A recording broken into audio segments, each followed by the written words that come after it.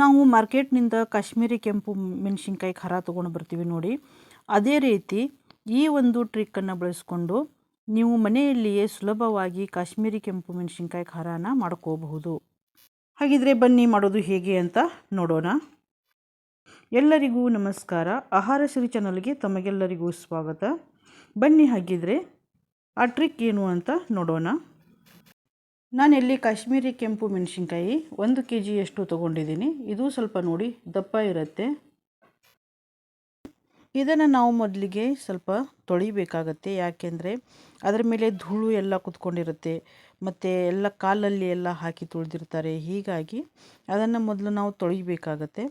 ತೊಳ್ಕೊಳ್ಳೋಣ, ಕ್ಲೀನಾಗಿ ತೊಳಿಬೇಕು. 1-2 ಸಲ ನೀರಿನಲ್ಲಿ ತೊಳಿಬೇಕು. ನೆನಲಿಕ್ಕೆ ಇಡಲಿಕ್ಕೆ ಹೋಗಬೇಡಿ. ನೀವು ನೀರಿನಲ್ಲಿ ಹಾಕಬೇಕು, ಪಟ ಪಟ ಪಟ ಅಂತ ನಾನು ಮಾಡ್ತಾಯಿದ್ದೀನಿ ನೋಡಿ. ಈ ರೀತಿಯಾಗಿ ತೊಳಿಬೇಕು.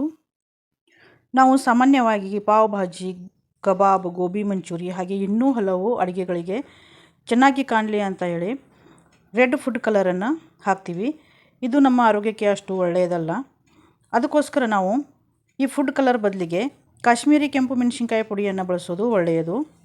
ಇದನ್ನು ತೊಳೆದಾದ ನಂತರ ನಾವು ಒಂದು ಬಿದಿರಿನ ಬುಟ್ಟಿ ಏನಾದರೂ ಇದ್ದರೆ ತಗೊಂಡು ಆ ಬುಟ್ಟಿಯಲ್ಲಿ ಹಾಕಬೇಕು. ಮೆಣಸಿನ್ಕಾಯಿ ಹಾಕಿ ಅದು ನೀರೆಲ್ಲ ಏನಿರುತ್ತೆ ನೋಡಿ ಎಲ್ಲ ಎಳೆದು ಹೋಗಬೇಕು ನೀರು.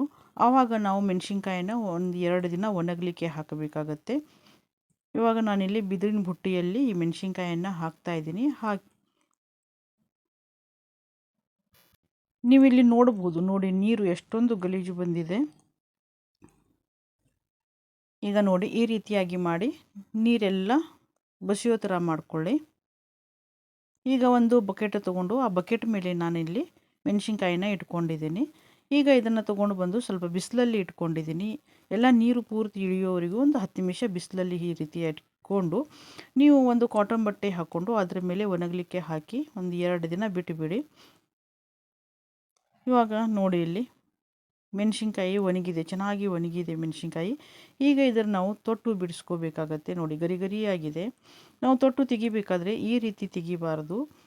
ಸಾಮಾನ್ಯವಾಗಿ ಬೇರೆ ಮೆಣಸಿನ್ಕಾಯಿ ತೊಟ್ಟೆಲ್ಲ ನಾವು ಈ ರೀತಿ ತೆಗಿತೀವಿ. ಈ ಮೆಣಸಿನ್ಕಾಯಿ ತೊಟ್ಟು ದಪ್ಪ ಇರುತ್ತೆ, ಅದಕ್ಕೆ ಪೂರ್ತಿಯಾಗಿಯೇ ತೊಟ್ಟು ತೆಗೆದು ಬಿಡಿ. ಈ ತೊಟ್ಟಿನ ಸಮೇತನೇ ನಾವು ಖಾರ ಬೀಸ್ಕೊಂಡು ಬಂದರೆ ಖಾರ ಸ್ವಲ್ಪ ಬಿಳಿಯಾಗತ್ತೆ. ಅದಕ್ಕೋಸ್ಕರ ಕೆಂಪಗೆ ಬರಲ್ಲ. ಅದಕ್ಕೋಸ್ಕರ ಈ ರೀತಿಯಾಗಿ ತೊಟ್ಟು ನಾವು ತೆಗಿಬೇಕಾಗತ್ತೆ. ತೊಟ್ಟೆಲ್ಲ ತೆಗೆದಾದ್ಮೇಲೆ 1-2 ಗಂಟೆ ಚೆನ್ನಾಗಿ ಬಿಸಿಲಲ್ಲಿ ನಾವು ಒಣಗಿಸಿ ಇದನ್ನು ಗಿರಣಿಗೆ ಕೊಟ್ಟು ಕುಟ್ಟಿಸ್ಕೊಂಡು ಬರಬಹುದು. ಇಲ್ಲ ಅಂದರೆ ನಿಮ್ಮ ಮಿಕ್ಸರ್ ಚೆನ್ನಾಗಿದ್ದರೆ ನೀವು ಮಿಕ್ಸರ್ನಲ್ಲಿನೂ ಕೂಡ ಈ ಪೌಡರನ್ನು ಮಾಡ್ಕೋಬಹುದು. ನಾವು ಯಾವಾಗಲೂ ಕಾಶ್ಮೀರಿ ಕೆಂಪು ಮೆಣಸಿನ್ಕಾಯಿ ಖಾರನ ಮಾರ್ಕೆಟ್ನಿಂದ ಪ್ಯಾಕೆಟ್ಗಳು ತೊಗೊಂಡ್ಬಂದು ಯೂಸ್ ಮಾಡ್ತೀವಿ. ಅದರ ಬದಲಿಗೆ ಈ ರೀತಿಯಾಗಿ 1 ಅಥವಾ 2 kg ಮೆಣಸಿನ್ಕಾಯಿನ ತೊಗೊಂಡು ಬಂದು ನಾವು ಈ ರೀತಿಯಾಗಿ ಖಾರ ಮಾಡಿ ಇಟ್ಕೊಳ್ಳೋದ್ರಿಂದ ವರ್ಷ ಪೂರ್ತಿ ನಾವು ಈ ಖಾರವನ್ನು ಬಳಸಬಹುದು. ಎಲ್ಲ ತೊಟ್ಟು ತೆಗೆದು 2-3 ಗಂಟೆ ಬಿಸಿಲಲ್ಲಿ ಹಾಕಿ ನಾನಿಲ್ಲಿ ಖಾರ ಕುಟ್ಟಿಸ್ಕೊಂಡು ಬಂದಿದ್ದೀನಿ. ಈಗ ಇದಕ್ಕಿಂತ ಚೆನ್ನಾಗಿ ಕಲರ್ ಬರಬೇಕು, ಈ ಇರೋ ಕಲರ್ಗಿಂತನೂ ಇನ್ನೂ ಚೆನ್ನಾಗಿ ಕಲರ್ ಬರಬೇಕು ಅಂದರೆ ಒಂದು ಟ್ರಿಕ್ಕನ್ನು ಯೂಸ್ ಮಾಡಿ. ಈಗ ಇದನ್ನು ಮಿಕ್ಸಿ ಜಾರ್ ತೊಗೊಂಡಿದ್ದೀನಿ. ಮಿಕ್ಸಿ ಜಾರ್ನಲ್ಲಿ ಖಾರದ ಪುಡಿಯನ್ನು ಹಾಕ್ತಾಯಿದ್ದೀನಿ. ಖಾರದ ಪುಡಿ ಹಾಕಿ ಇದರಲ್ಲಿ 1 ಟೇಬಲ್ ಸ್ಪೂನಷ್ಟು ನಾನು ಎಣ್ಣೆ ಸೇರಿಸಿ ಇದನ್ನು ಮಿಕ್ಸರ್ನಲ್ಲಿ ಹಾಕಿ ತಿರುಗಿಸ್ಕೋಬೇಕಾಗತ್ತೆ. ಈ ವಿಡಿಯೋ ನಿಮಗೆ ಇಷ್ಟ ಆಯಿತು ಅಂದರೆ ಒಂದು ಲೈಕ್ ಮಾಡಿ, ಹಾಗೆಯೇ ನಿಮ್ಮ ಅನಿಸಿಕೆಗಳನ್ನು ಕಮೆಂಟ್ ಮಾಡಿ. ಇನ್ನಷ್ಟು ವಿಡಿಯೋಗಳಿಗಾಗಿ ಆಹಾರ ಸಿರಿ ಚಾನಲನ್ನು ಸಬ್ಸ್ಕ್ರೈಬ್ ಮಾಡಿ. ಈಗ ನೀವು ಇಲ್ಲಿ ನೋಡ್ಬೋದು ವ್ಯತ್ಯಾಸ ನೋಡಿ ಎಷ್ಟೊಂದು ಇದೆ.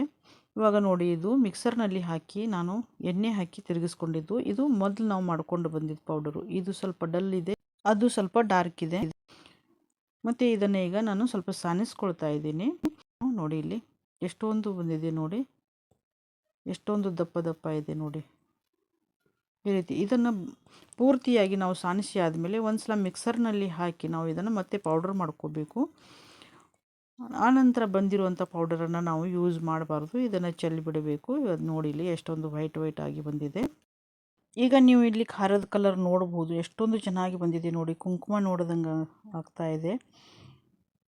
ಚೆನ್ನಾಗಿ ಒಣಗಿರುವಂಥ ಗ್ಲಾಸಿನ ಜಾರ್ನಲ್ಲಿನೇ ನೀವು ಖಾರದ ಪುಡಿಯನ್ನು ಸ್ಟೋರ್ ಮಾಡಿ ಇಡಿ. ಪ್ಲಾಸ್ಟಿಕ್ ಬಾಟಲ್ನಲ್ಲಿ ಎಲ್ಲ ಹಾಕಿ ಇಡ್ಲಿಕ್ಕೆ ಹೋಗಬೇಡಿ, ಯಾಕೆಂದರೆ ಪ್ಲಾಸ್ಟಿಕ್ ನಮ್ಮ ಹೆಲ್ತಿಗೆ ಒಳ್ಳೆಯದಲ್ಲ.